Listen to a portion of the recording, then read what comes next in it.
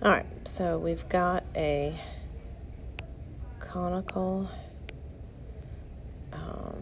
tank, and we know the volume of a cone is 1/3 pi r squared h, and we know that the tank has a radius of 5 and a height of 10.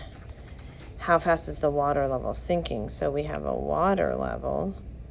It's going down, down, down, and we want to know how fast it's sinking when the radius is 4. So we're given that dv dt is a -2 feet cubed per minute. Now, we have this 5, this 10, this 4.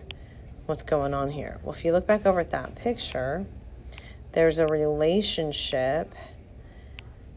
Notice that these triangles are always going to be similar triangles. That means that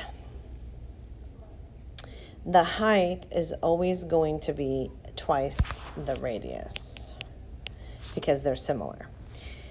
So this would be 8 right here.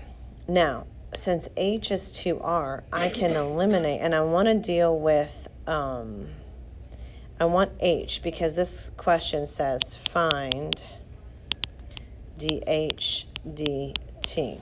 So if h is 2r, then r is 1/2 h.